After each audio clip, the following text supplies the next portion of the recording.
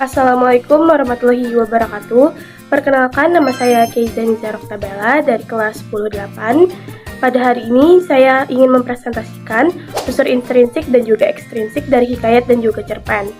Sebelumnya saya ingin mengucapkan terima kasih banyak kepada Bapak Akbar karena telah memberikan saya kesempatan untuk presentasi video pada hari ini.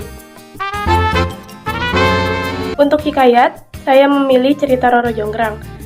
Roro Jonggrang mengisahkan tentang kerajaan Prambanan yang dulunya dipimpin oleh Prabu Baka.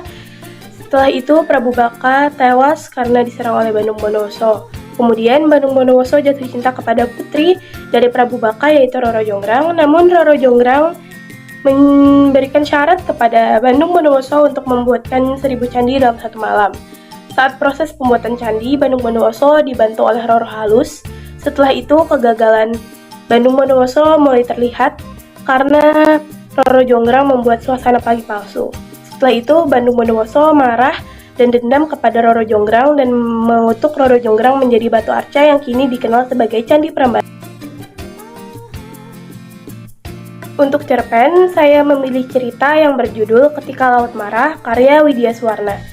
Menceritakan kehidupan nelayan miskin yang tidak bisa melaut selama beberapa hari karena cuaca buruk. Dalam situasi sulit ini, Pak Yus, seorang nelayan sederhana, tetap menunjukkan kemurahan hati dengan memberi anak-anak tetangga yang kelaparan untuk makan di rumahnya, meskipun uangnya hampir habis. Istrinya sampai khawatir karena uang mereka sisa sedikit, tetapi Pak Yus tetap yakin dan menyuruh istrinya tetap memasak untuk anak-anak tetangga makan di rumah beliau. Seperti biasa, ia juga berdoa kepada Tuhan agar cuaca membaik sehingga para nelayan bisa kembali melaut. Pada hari kelima, cuaca cerah kembali dan Pak Yus bersama nelayan lainnya pergi melaut. Mereka berhasil menangkap ikan sehingga semua keluarga nelayan di desa tersebut bisa makan enak. Pak Yus bersyukur atas rezeki yang diberikan oleh Tuhan dan kebahagiaan yang telah muncul di desa mereka. Unsur intrinsik dalam hikayat kisah Roro Jonggrang. Tema balas dendam dan pengorbanan. Tema utama hikayat ini adalah balas dendam dengan Roro Jonggrang terhadap Bandung Bondowoso yang telah membunuh ayahnya. Namun usahanya berakhir dengan kutukan yang mengubahnya menjadi arca. Tokoh dalam hikayat ini yaitu Roro Jonggrang, Prabu Baka, Roro Halus, dan juga Bandung Bondowoso. Untuk penokohan, Roro Jonggrang digambarkan sebagai putri yang cantik, namun juga penuh dendam terhadap Bandung Bondowoso. Bandung Bondowoso, tokoh antagonis yang sakti, tegas tetapi pemarah dan mudah terpancing emosi. Roro Halus membantu Bandung Bondowoso menyelesaikan syarat yang diajukan Roro Jonggrang. Latar tempat kerajaan Prambanan, desa Prambanan, dan area pembangunan candi. Latar waktu zaman kerajaan kuno di Nusantara. Untuk latar suasana tegang saat pembangunan candi, sedih karena Roro Jonggrang kehilangan ayahnya, dan marah saat Bandung Bondowoso mengetuk Roro Jonggrang. Untuk alur maju mulai dari kekalahan Prabu Baka, keinginan Bandung Bondowoso untuk menikahi Roro Jonggrang, siasat Roro Jonggrang untuk menggagalkan permintaan, hingga kutukan Bandung Bondowoso terhadap Roro Jonggrang. Renggang karena hanya menceritakan satu peristiwa dan juga lebih dari satu tokoh, tertutup karena akhir dari cerita sudah jelas. Sudut pandang orang ketiga serba tahu karena penulis mengetahui segala sesuatu yang terjadi dalam cerita. Amanat dalam hikayat ini adalah jangan membiarkan dendam menguasai diri karena hal ini dapat membawa penderitaan bagi diri sendiri.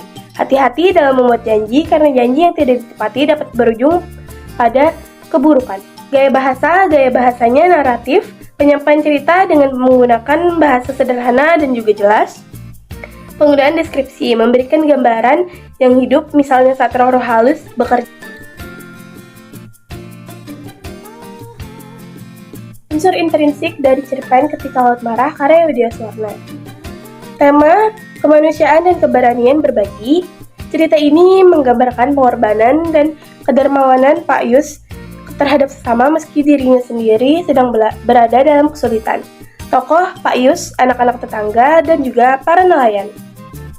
Penokohan Pak Yus seorang nelayan, baik hati, dermawan, optimis, dan memiliki keyakinan kuat terhadap Tuhan. Ibu Yus, istri Pak Yus yang penuh pengertian, patuh, dan mendukung keputusan suaminya meskipun ragu. Anak-anak tetangga melambangkan orang-orang yang lemah dan membutuhkan bantuan. Para nelayan menunjukkan kehidupan di desa nelayan. Alur maju cerita dimulai dari suasana laut yang marah. Perjuangan Pak Yus membantu anak-anak tetangga hingga akhirnya laut tenang dan para nelayan mendapatkan rezeki. Renggang karena menceritakan lebih dari satu tokoh, tertutup karena akhir dari cerita sudah jelas. Latar tempat desa nelayan, rumah Pak Yus, pantai, dan juga waktu pagi, siang, sore, dan malam hari dalam 5.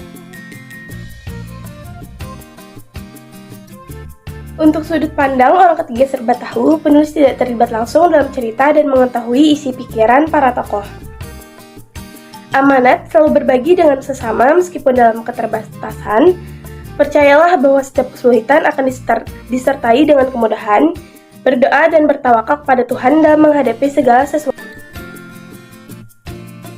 Unsur ekstrinsik, cerpen ketika laut marah, karya Widya Suwarna. Latar belakang pengarang, Widya Suwarna meskipun informasi mendalam tentang Widya Suwarna mungkin terbatas, pengarang ini tampaknya memiliki pengalaman atau wawasan yang mendalam tentang kehidupan masyarakat pesisir. Hal ini mencerminkan deskripsi rinci tentang perjuangan nelayan, cuaca buruk, dan solidaritas masyarakat kecil. Kemungkinan besar, ia terinspirasi oleh kehidupan di lingkungan pesisir atau pernah menyaksikan langsung kondisi semacam itu. Pengarang memiliki kepekaan terhadap isu sosial, khususnya terkait kemiskinan, keadilan sosial, dan hubungan manusia dengan alam. Kondisi sosial dalam cerita, cerpen ini mencerminkan kondisi sosial masyarakat pesisir Indonesia yang penuh perjuangan dilandasi oleh solidaritas dan ketabahan dalam menghadapi keterbatasan ekonomi. Cerita ini relevan dengan situasi banyak desa pesisir pada masa lalu yang hingga kini masih menjadi tantangan di beberapa wilayah. Sekian presentasi saya pada hari ini. Maaf jika banyak salah kata. Wassalamualaikum warahmatullahi wabarakatuh.